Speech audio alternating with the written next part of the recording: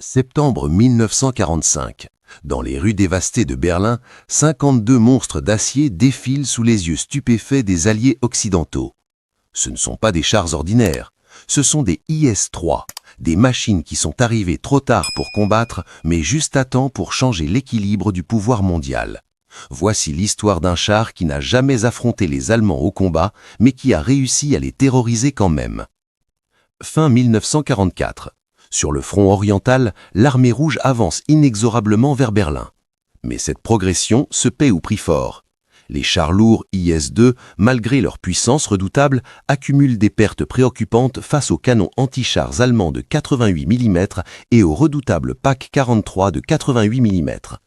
Dans les bureaux d'études de Tcheliabinsk, surnommé Tankograd, la ville des chars, des ingénieurs soviétiques analysent méticuleusement chaque impact, chaque perforation, chaque perte.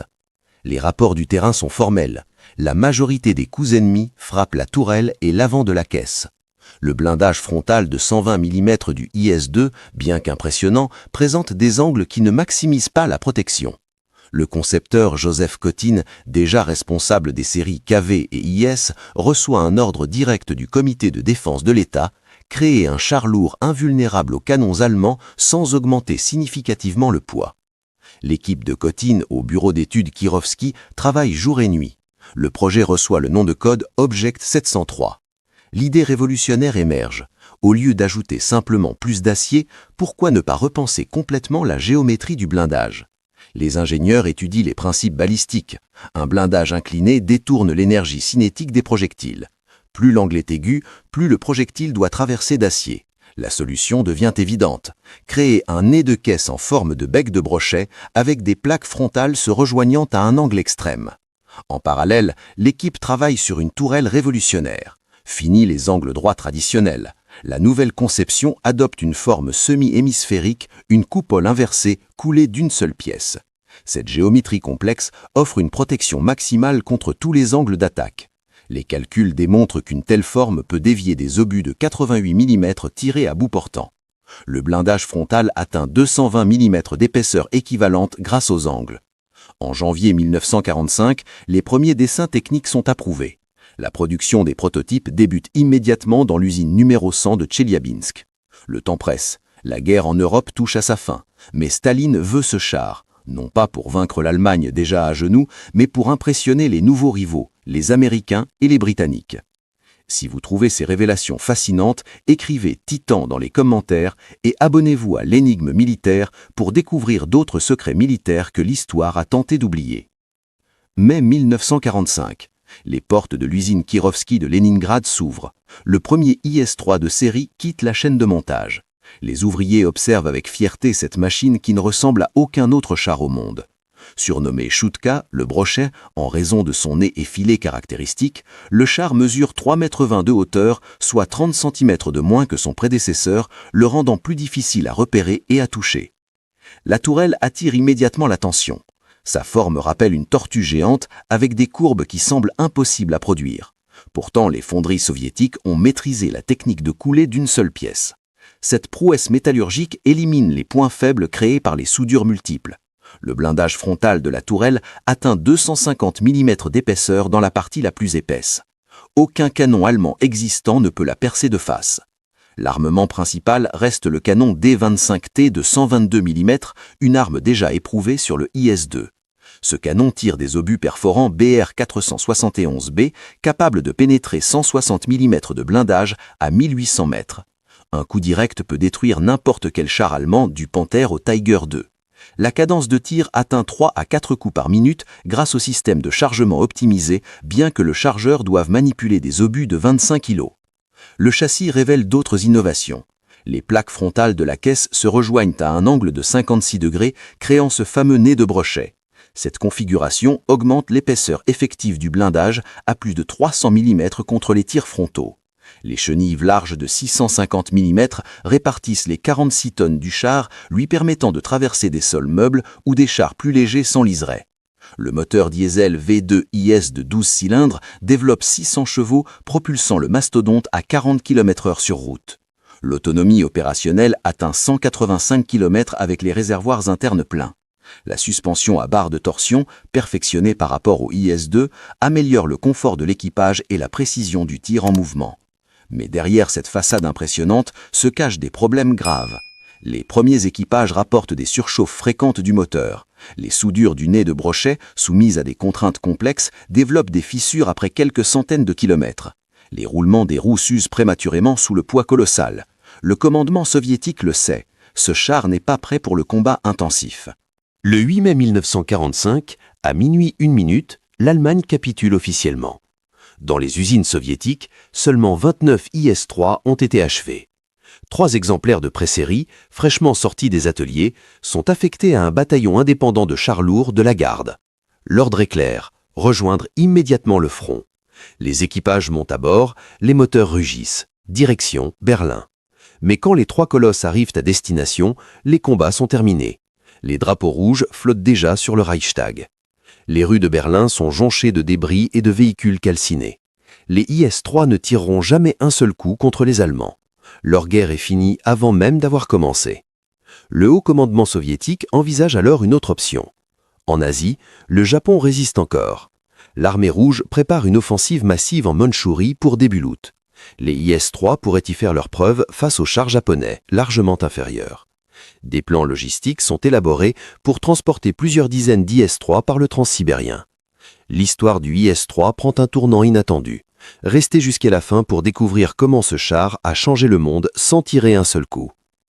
Mais les ingénieurs tirent la sonnette d'alarme. Les rapports techniques s'accumulent sur le bureau du maréchal Zhukov. Surchauffe critique des transmissions. Fissures structurelles dans le blindage soudé. Défaillance répétée des amortisseurs. Envoyer ces machines au combat dans leur état actuel serait un désastre. Les IS-3 restent en Allemagne. La production continue néanmoins. Entre mai 1945 et 1946, 2311 IS-3 sortent des usines de Tcheliabinsk et Leningrad. Staline veut des chiffres impressionnants. Peu importe que la moitié des chars produits présentent des défauts graves. L'important est de montrer au monde la puissance industrielle soviétique. De 1948 à 1952, un programme massif de correction est lancé. Tous les IS-3 sont rappelés dans les dépôts pour modification. Les soudures défectueuses sont remplacées, le système de refroidissement est entièrement repensé, les roulements reçoivent de nouvelles spécifications métallurgiques. Le coût de ces corrections dépasse celui de la production initiale. En 1960, une modernisation complète transforme tous les IS-3 survivants en IS-3M. Nouveau moteur diesel pluriel, système électrique amélioré, équipement de vision nocturne infrarouge, dispositif anti-radiation pour l'équipage. Le char qui n'était pas prêt en 1945 devient enfin opérationnel 15 ans plus tard. Ironie de l'histoire, ces améliorations arrivent alors que les chars lourds deviennent obsolètes face aux missiles anti-chars guidés. Pourtant, le IS-3 a déjà rempli sa mission la plus importante, celle pour laquelle Staline l'avait vraiment conçu. Non pas gagner des batailles, mais gagner la guerre psychologique qui commence. Et pour cela, un seul événement suffira. 7 septembre 1945, Charlottenburger Straße, Berlin. Le ciel est gris, l'air lourd d'humidité. Sur les tribunes officielles, 4 hommes observent les troupes défiler. Le maréchal Georgi Zhukov représente l'Union soviétique. À ses côtés, le général George Patton pour les États-Unis, le général Brian Robertson pour le Royaume-Uni et le général Marie-Pierre Koenig pour la France. Ce défilé de la victoire célèbre la défaite de l'Allemagne nazie, mais il va révéler bien plus. Les premières unités passent, infanterie soviétique opaque condensée. Puis les chars alliés occidentaux font leur apparition. Les Sherman américains avec leurs 75 mm, les Cromwell britanniques, rapides mais légèrement blindés, les quelques chars français présents. Les observateurs militaires dans les tribunes prennent des notes. Rien de surprenant, ces machines sont connues, analysées, comprises.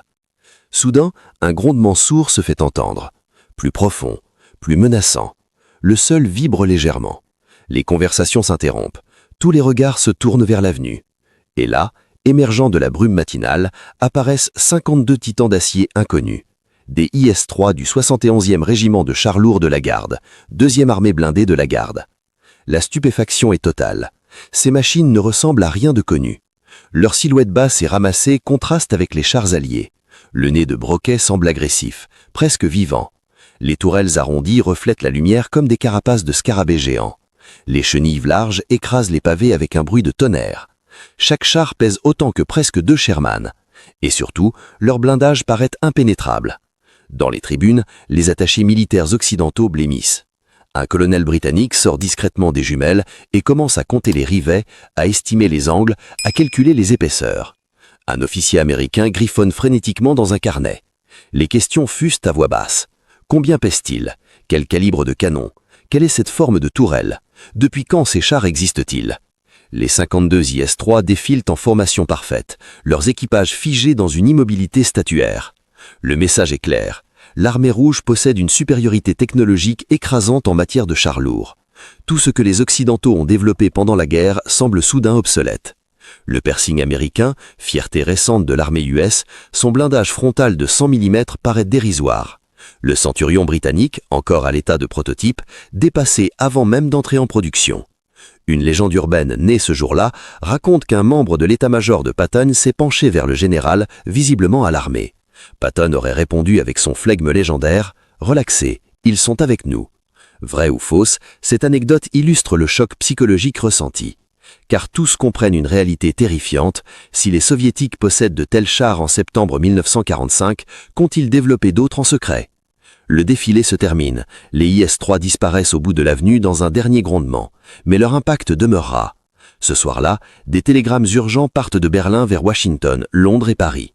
Tous contiennent le même message, nous avons un problème. L'équilibre des forces en Europe vient de basculer. La course aux armements de la guerre froide vient officiellement de commencer et l'Occident a pris du retard. Le choc du défilé de Berlin se propage comme une onde de choc à travers les états-majors occidentaux. Dans les bureaux du Pentagone, des réunions d'urgence se succèdent. Au ministère de la guerre britannique, les ingénieurs reçoivent l'ordre de repenser complètement leur projet.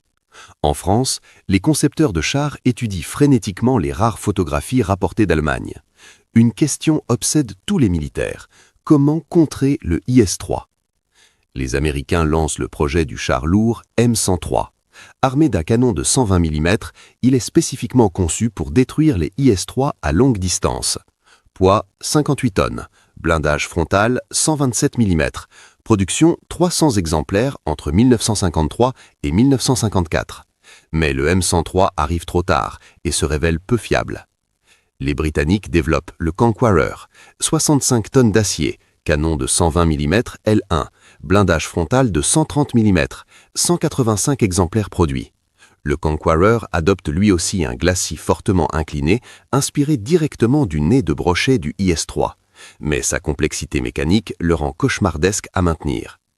Plus significatif encore, les Britanniques commencent les travaux qui aboutiront au légendaire canon L7 de 105 mm.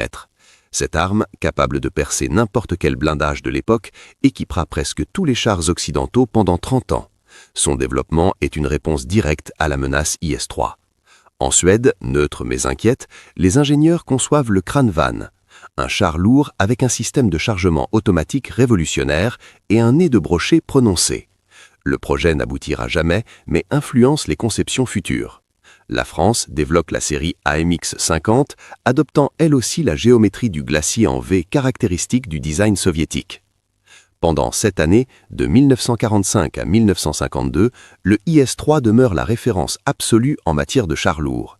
Chaque nouveau projet occidental est évalué selon sa capacité à détruire un IS-3 ou à résister à son canon de 122 mm. Ce char qui n'a jamais combattu dicte pourtant l'évolution de tous les blindés du monde. Mais le IS-3 verra finalement le combat, loin de l'Europe. En novembre 1956, des IS-3 soviétiques écrasent la révolte hongroise à Budapest. Leurs chenilles roulent sur les barricades, leur blindage résiste au cocktail Molotov. La population civile découvre la brutalité du Titan. En juin 1967, lors de la guerre des 6 jours, l'Égypte engage environ 100 à 120 IS-3M contre Israël. Les résultats sont désastreux. Les équipages égyptiens mal formés sont anéantis par les M48 Patton et Centurion israéliens, plus mobiles et mieux commandés. Le mythe d'invincibilité s'effondre. Plusieurs exemplaires capturés sont exposés en trophée. Israël en restaure certains, installe des moteurs de T-54 pour améliorer leur fiabilité et les utilise comme position fortifiée. Octobre 1973, guerre du Kippour. Les derniers IS-3 égyptiens survivants participent au combat. Ils sont rapidement détruits par les missiles TOW américains et les obus flèches des chars modernes. L'ère du char lourd est terminée. Pourtant, l'histoire du IS-3 ne s'arrête pas là. Jusqu'en 2002, certains exemplaires servent de fortification statique sur la frontière sino-russe. En 2014, lors du conflit ukrainien, un IS-3 est sorti d'un musée et brièvement utilisé avant d'être abandonné, criblé d'impacts. Le dernier combat du Titan, 69 ans après sa création. Aujourd'hui, des IS-3 sont exposés dans des musées du monde entier. À Moscou, à Kubinka, à Bovinkan, à Saumur, des monuments à un char qui a gagné une guerre sans jamais la livrer. Un char qui a terrorisé l'Occident par sa seule présence. Un char qui prouve qu'en stratégie militaire, parfois la perception est plus puissante que la réalité. Vous venez de découvrir l'histoire fascinante d'une arme qui a changé le cours de l'histoire sans tirer un seul coup. Quelle est votre opinion sur le IS-3 ? Était-il vraiment invincible ou simplement une illusion stratégique brillamment orchestrée ? Partagez votre avis dans les commentaires. Et si vous avez apprécié ce documentaire, abonnez-vous à l'Énigme militaire et activez la cloche pour ne manquer aucune de nos enquêtes sur les secrets militaires que l'histoire a oubliés. Merci de votre confiance et rendez-vous dans notre prochain documentaire.